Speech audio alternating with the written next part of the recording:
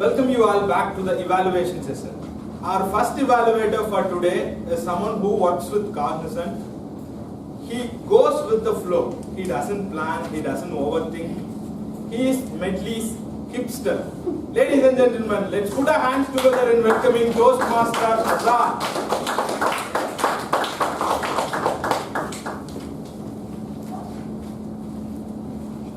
Good afternoon once again, and good afternoon to Jagannath. I am evaluating his CC2 speech, so I'll be evaluating him in 3 parts. The first part is what I liked, the second part is whether he met the objectives or not, and the third one is his recommendations. Okay, so the things that I liked was the first thing that you had a question. So whenever you ask a question, it immediately grabs the attention of the audience. So, and you also did the same, and we were into what you're going to speak. So next thing I liked was the story. Like you took it in a story mode. Everybody loves to listen stories. So we were very much into it, and of course it was about your daughter, and we all love children. So we were really glued and attracted to your speech. The next thing that I liked and was inspired of is you were very relaxed. You weren't like you are giving a speech. You were just like in a club or a bar, talking to people, telling your own stories. That I was really impressed of. The next thing is again about things that connect people. You connected with a topic which everybody knows and which everybody encounters. That is children, their adorable things, and the cuteness they have. So coming to the objectives of your project, you met all the objectives. The outline was perfect. You were talking something about the intellectual capacity of this generation and our generation. So that was the crux of the story. So the next thing was the supporting material. You had a lot of examples in your story about your life and about your daughter.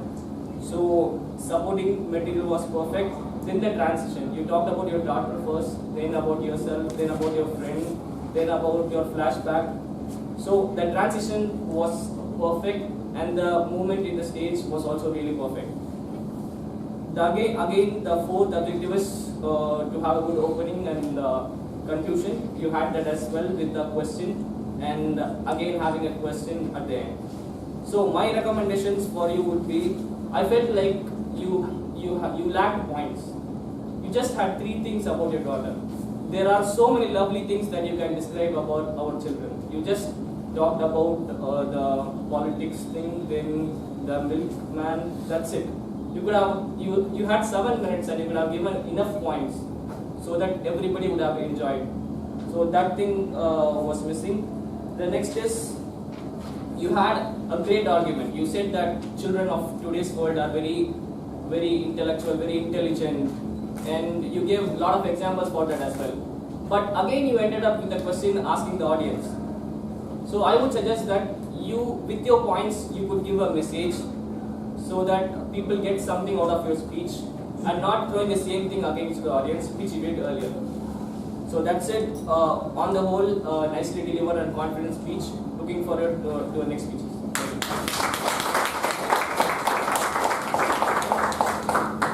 Thank you so much, Azad. Our next evaluator is a 3rd year journalism student with MOP Vaishnav. Okay, 2nd year.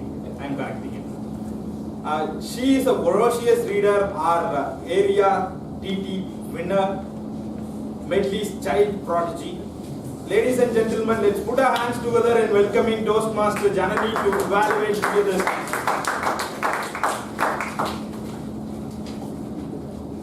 Good afternoon, Toastmasters, guests, and my target speaker, Priya.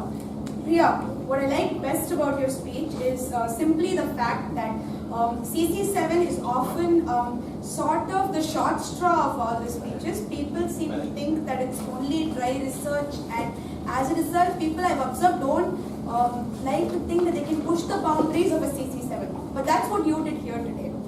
Right from your opening, where you asked the TMOD to take a selfie, And right to your ending, where you made other people get up and take a selfie, you made the people involved in your speech, and you made us feel like you're not just presenting a research report, you are presenting a very interesting investigative report by Detective Priya and team. What I like mainly about your speeches, first of all, your title, it created a bunch of curiosity within me, because I thought, she might talk about maths formulas, because n is equal to s/h. Then when you started speaking about that, and I discovered it's actually a formula for narcissism, and then you looked at Godwin, I knew what you were talking about. Another thing I liked about your speech is that you chose a very relevant topic in this day and age. Yes, people are taking selfies much more often these days. You see people taking them in every area, and to talk about that in such an interesting way, like you brought up the situation where people might go to the gym just to take a selfie and be disappointed that they couldn't.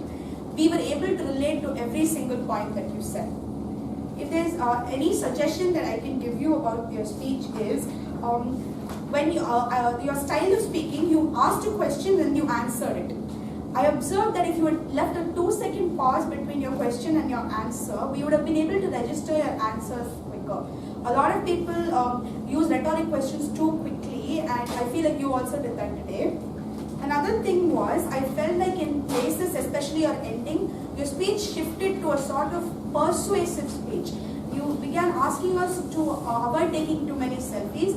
While that's great, you showed the objectives of CC9 also. In a research report, we tend to present a neutral case, not a more persuasive one.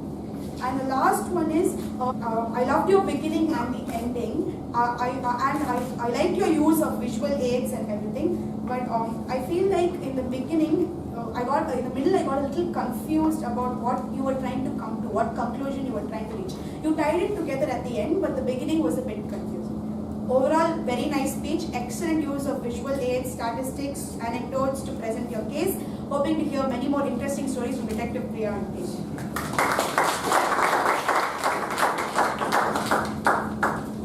Thank you, Janani. Our next evaluator is someone who's in the field of enlightening children. She is Medley's modern age Radhakrishnan. Ladies and gentlemen, let's put our hands together in welcoming Toastmaster Anusha to evaluate Toastmaster Siddhika. Thank you, Vinod. Yes. Toastmaster Siddhika's preparation and research was very obvious, right? Even before she started giving the speech. So what I'm trying to say is about the topic, what's cooking? So generally if we go to a teenager and ask what's cooking, so obviously our mind goes to something fishy is going to be there inside that. But the topic was absolutely something different. It was about what's cooking, what is cooking. So coming to the objectives of the speech, her major objective was to research on a topic. So that was done. The other objectives are, she has to use facts, statistics, props and stories. So all those were there in your speech. So I think all the objectives of your speech were met. So coming to the points where she had done well other than this are involving the audience. So what happened was, if it's going to be something like what's cooking, there's a very good chance that it might go only to the female population of this crowd. There's a very good chance of that becoming like that. But then you asked so many questions, you brought the male population in as well. So that I think that was a good research or the work you've done before the speech. So that was again good. And beyond all this, there's something called as a stage presence, which is really good about you. Be it the persona or the energy you showed, or everything about your presence on stage, more than good. So, being a CC7, I have few recommendations for you. One was the transitions and the flow could have been better, is what I thought. Because you started off with a WhatsApp group, went to your cousin brother, he going to the US, and then your research came, your grandma, your mom cooking, you cooking, all those ready-to-use products. So I think it could have been connected a little better in a better way, so that it could have been, easy to understand. Another thing was, there were a lot of stories. So having a lot of stories is actually a good thing. But what happened was, before we could digest one story, you moved on to the other one. So we were all stuck in the previous story when we were explaining the next story. So there again, you lost us a little, is what I felt. So apart from this, everything else was good. The major thing is that you met all your project objectives. So all the best, Siddhika. Looking forward for your future. Thank you, Radha. Okay, Ansha.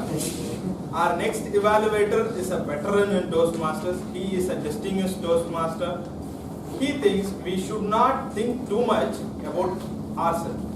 We should even think about others. Ladies and gentlemen, let's put our hands together in welcoming Medley's Mr. Witt. Distinguished Toastmaster Samarth Kaulia. Thank you for that nice and imaginary description. Good afternoon, friends. Good afternoon, storytellers. See, today we saw one of the projects from the storytelling manual. The two objectives are, in my opinion, reasonably met to give contentment to the listeners. I like the story. Because these are the type of topics some people shy away, but I am not one of them. Structurally, storytelling manual doesn't, it usually follows a free-flowing narration style. But opening, create an interesting opening, though I am not very sure whether it related well to the rest of the speech.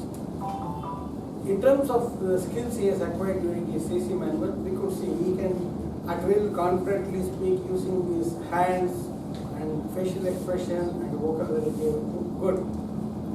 But the important aspect about stories is often in Toastmasters there is we have to have personal story in your speech. That is not a story actually. What we generally call anecdote is called a story. But this manual is real story. There are elements of storytelling. There is a backdrop for a story. There is a plot. There are characters. There will be a conflict and then the resolution of the conflict. Occasionally you can have a takeaway in terms of a moral or something also, a lesson from the story. But today, my friend's speech did not follow this exact pattern, mainly because there was one problem. All good stories are absolute. This is more like a thought-provoking exercise. He has been thinking too much throughout his life, and he is asking us to think also too much. But it is also a type of speech, and I should appreciate him in selecting this for a storytelling project. Probably he would have fashioned a little more with some characters coming and doing something and explaining what you want to say instead of yourself telling everything. That would have been a better way of In terms of language, it is quite good. Free-flowing language, which is very important for storytelling. The free-flowing language is not there in the storytelling. Listeners will get stuck. They cannot concentrate on what is going on in the story. Overall, I will say he has done a very good effort, and it's though it looks very easy, storytelling is a very difficult matter. I have done it before. Congratulations to you. Let us all give him a round of applause.